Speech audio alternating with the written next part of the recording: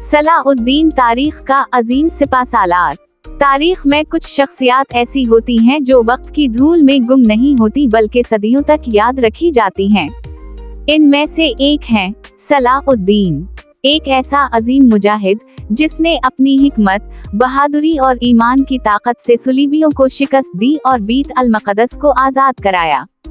आज की वीडियो में हम इनकी जिंदगी, जंगी फुतूहात और बीत अल मक़दस की आज़ादी की मुकम्मल कहानी बयान करेंगे।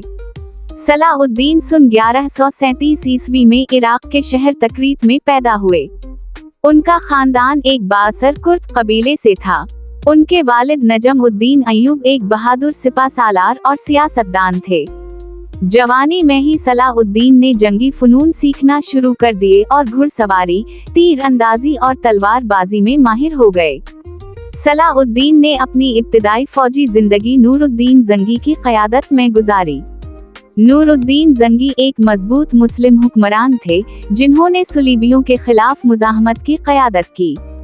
सन 1169 ईस्वी में सलाउद्दीन को मिस्र भेजा गया, जहां इन्होंने फातिमी खिलाफत का खात्मा करके खिलाफत अब्बासी की हिमायत की। उनकी बहादुरी और कायदाना सलाहियतें सब पर वाज़ेह हो गईं और जल्द ही वो मिस्र के सुल्तान बन गए। सन 1187 ईस्वी में सुलीबियों ने मुसलमान काफिलों पर हमले शुरू कर दिए, जिसका जवाब देने के लिए सलाउद्दीन ने अपनी फौज को मजतमा किया। सबसे फैसलाकुन जंग 4 जुलाई 1187 को हुई, जिसे जंगे हतीन कहा जाता है। सलाउद्दीन ऐवबी ने दुश्मन को पानी से महरूम कर दिया, जिसकी वजह से सलीबी फौज कमजोर हो गई। इस्लामी फौज ने दुश्मन को घेर कर उन पर तीरों की बारिश कर दी। बिलाखिर सलीबी फौज मुकम्मल तौर पर तबाह हो गई और उनका सरबराह कुंगगाई ऑफ लोजीनान कैद कर लिया गया। हतीन में फतह के बाद सलाउद्दीन ने बीत अल मक़दस की तरफ पेश कदमी की। सलीबी फौज, जो पहले ही शिकस्त से कमजोर हो चुकी थी, ज्यादा देर तक मुजाहमत न कर सकी। हाँ, सुलीबियों ने सन 1099 ईस्वी में बीत अल मक़दस पर कब्जे के दौरान हजारों मुसलमानों को कत्ल किया था। वहाँ सलाउद्दीन ने किसी को नुकसान नहीं पहुँचाया। ईसाइयों को महफूज रास्ता दिया गया। ख़वातीन और बच्चों को मुकम्मल तहफ़्फ़ुज़ फराहम किया गया। कैदियों को रिहाई दी गई या फिदिया लेकर छोड़ दिया गया।